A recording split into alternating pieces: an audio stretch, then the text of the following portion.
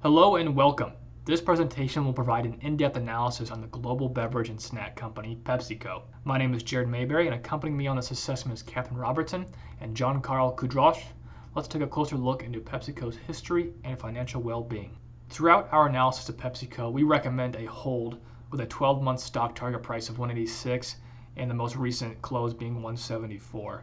The company is in a balanced position with strong revenue growth and global brand recognition. Future economic concerns consisting of global supply chain issues and inflation are likely to cause headwinds. With supply disruptions and higher manufacturing costs for ingredients, they will have to find solutions to cover rising expenses. PepsiCo should continue to rely on product innovation and company acquisitions, which they have served them well in the recent years. Short and long-term investors should hold off until a more attractive opportunity presents itself. PepsiCo is a large international beverage and food products company that has over 300,000 employees.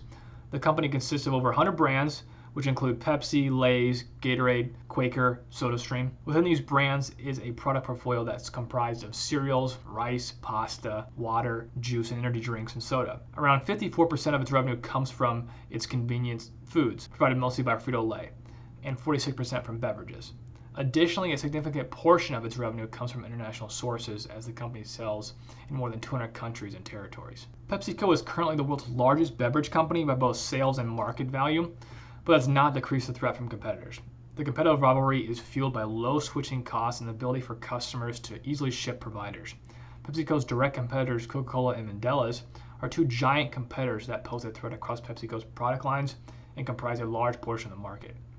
The barriers are high for new entrants to create a comparable brand equity, and it would take years to optimize the distribution channels necessary to truly be competitive. The company still may see some competition on regional levels, which means PepsiCo should be aware of local players who are able to operate effectively on a smaller scale.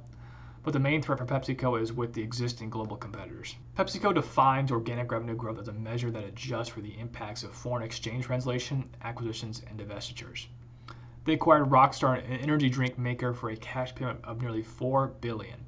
Net revenue increased 33%, reflecting a 14 percentage point impact with the Pioneer Foods acquisition. Net revenue also increased 34% from the Bee and Cherry acquisition.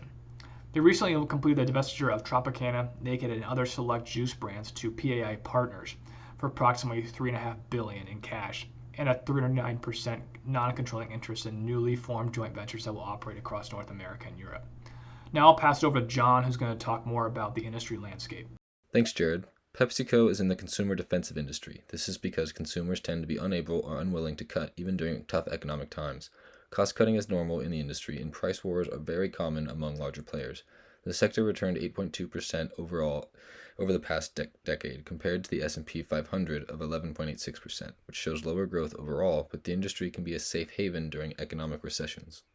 Using the five forces analysis, we can see the highly competitive landscape of the industry. High barriers of entry make it harder for new entrants into the market to compete, but the established giants produce many substitutes for Pepsi products, which causes the bargaining power of customers to be strong. Due to low switching costs and low brand loyalty, customers will prefer lower price versus brand. PepsiCo's strengths lie in their research and development and their distribution networks at the domestic and international levels. They can see major opportunities through their collaborations and partnerships that are essential for their marketing strategy. Where Pepsi struggles is through product recalls and their low liquidity. What can hurt the company the most is the regulatory issues and water scarcity due to the climate change in particular regions where Pepsi has a large presence. Looking at the risks that could affect PepsiCo's future growth, there are four major categories. Consumer risk deals with the increased focus on negative health effects of soft drinks and junk food, which are a large portion of Pepsi's product lines. This could lead to lower revenue in the future. Regulatory risks include increased regulations and legislation from governments on strict packaging waste requirements and possible soda tax. PepsiCo is funded primarily through debt, and they have increased it further to fund bottler acquisitions. Risks on the production side of Pepsi could see increased costs of sourcing its raw materials from foreign countries, and if manufacturing disrupted due to water scarcity and other supply chain issues. Moving towards PepsiCo's valuation, this football field chart shows the 52-week high and low of 181 and 153 per share respectively. The current analysis forecast shows potential future earnings between 200 and 166. The high of 200 seems to be optimistic with current interest rates rising. Our comparative valuation with the EV/EBITDA multiples with Pepsi's competitors put the stock price between 177 and 157. Our discounted cash flow analysis sets a wide range of potential share prices that depend heavily on the weighted average cost of capital, which we will go into further later in this presentation. Here we compare Pepsi and a few valuation multiples. These multiples are based on Morningstar data for the full fiscal year of 2021. Here is where we can see variation between Pepsi and its competitors in the various ratios. Looking at the historic P/E of Pepsi, we see that PepsiCo has historically traded at a slight P/E premium, which has increased the most in the most recent 3 years. The company is expected to continue to trade at a premium into the future as well. I will now pass it off to Catherine, who will talk more about our valuation of PepsiCo.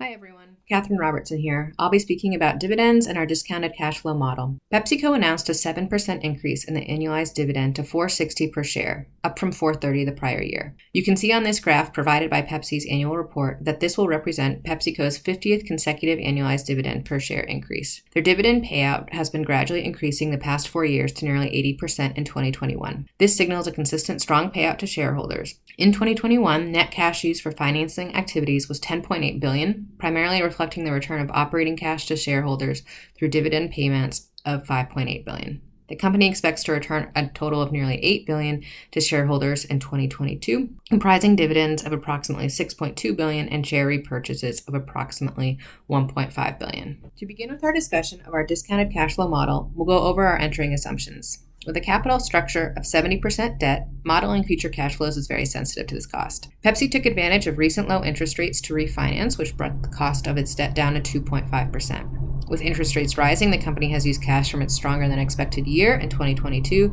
to maintain some flexibility in issuing more debt. The weighted average cost of the debt that it did issue in Q3 was 3.76%, which brings up its total weighted average cost of debt.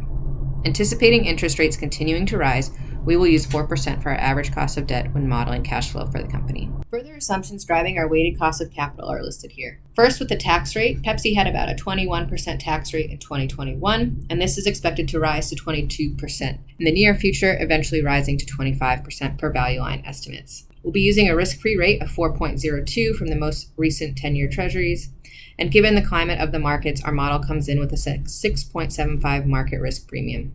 Finally, we'll use a beta of 0.75 per value line's latest estimate. On to our growth assumptions. Sales have been strong in 2022, notably stronger than expected given current macroeconomic conditions. The company projects revenue to grow 4 to 6% in the future, and our estimate uses the conservative end of this. We think this is reasonable given the growth previous to the COVID pandemic. Our terminal growth rate here is in line with GDP, as this is a giant conglomerate company at 2.5%. The company has shown top-line growth, but the earnings haven't grown at the same pace.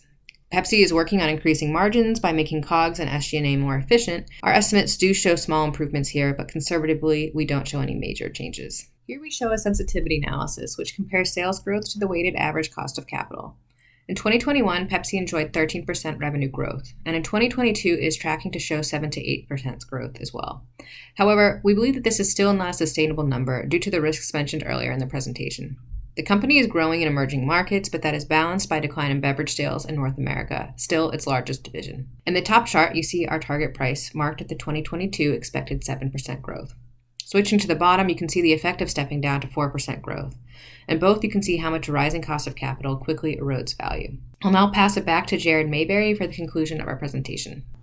Through Q3, the North American and international business delivered double-digit net revenue growth and double-digit core operating profit growth.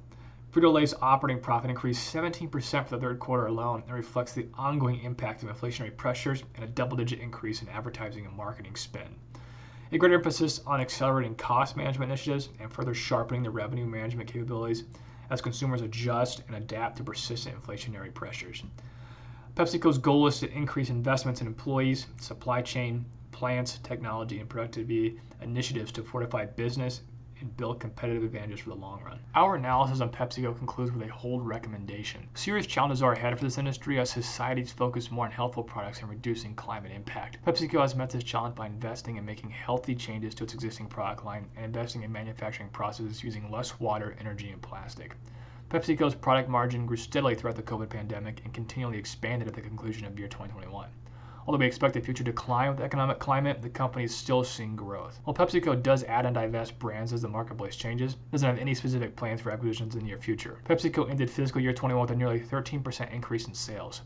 Our future prediction throughout the next 5 years is a steady growth rate close to 4% due to increasing costs and inflation globally. We expect 2022 to be a year of correction from recent highs. If there are any questions, please post them in the comments section. Thank you.